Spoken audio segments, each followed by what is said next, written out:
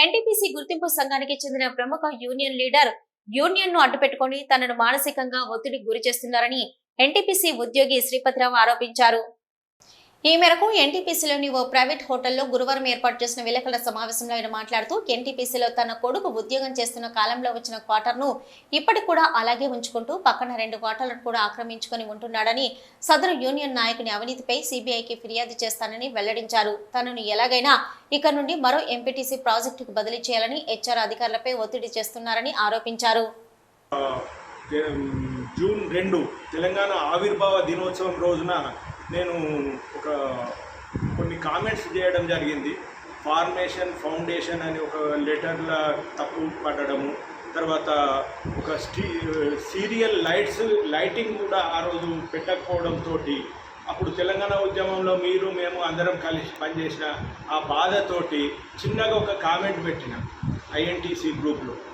దాన్ని తీవ్రంగా పరిగణించి అదేదో తీవ్రమైన నేరం అన్నట్టు, నేను ఆయననేదో వ్యతిరేకించినట్టు తెల్లారే పోయి మేనేజ్మెంట్ దగ్గర కూర్చుండి వాళ్ళని ట్రాన్స్ఫర్ చేయాలి మళ్ళీ ఈడికెళ్ళి అని చెప్పి వాళ్ళని తీవ్రంగా బెదిరించడం జరిగింది.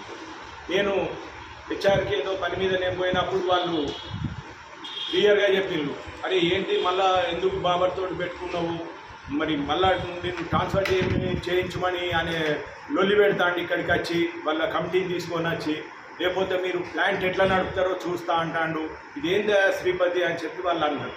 వాళ్ళు చాలాసేపు విసిగించిన పిదప నాకు కూడా ఓపిక నశించి ఇన్ని రోజులు నేను 2.5 సంవత్సరాలు ఒక పిల్లి కూన లెక్క నేను ఈడ ఉండి కూడా నాకు ఓపిక నశించి, ఏం సార్ ఏం వేధింపులు ఇది, బాబర్దా ఇదేమన్నా సొంత కంపెనీ ఇది ఆనేదా, మీరు ఆనేకు చెప్తాడు అని నాకు చెప్పడం ఏంది, సరే సార్ చేస్తే చేసుకోండి, నాకు 6 నెలలు మాత్రమే రిటైర్మెంట్ ఉన్నది, నాకు క్యాన్సర్ పేషెంట్ని, హార్ట్ అటాక్ వచ్చింది, కరోనా వచ్చింది, డిస్క్ ప్రాబ్లం అయింది, డిస్క్ ఫ్రాక్చర్ అయింది, ఇన్ని ప్రాబ్లమ్స్ ఉన్నాయి.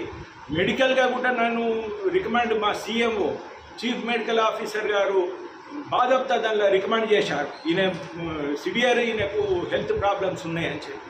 ఇట్లా ఉండంగా కూడా మీరు చేస్తా అంటే చేసుకోండి సార్, నేనేం భయపడేటోని కాదు అని చెప్పి నేను చెప్పిన. నేను కూడా ఊకోను సార్, ఇక ఆయనతోటి నేను తాడో పేడో తెలుసుకుంటా, గింత అదా సార్, నేను ఆయన ముందట ఎట్లా బతకాలి, మరి ఇట్లా అయ్యా బాంచాను అనుకుంటా బతకాలనా, నాతోటి కాదు అది అని చెప్పి నేను చెప్పడం జరిగింది.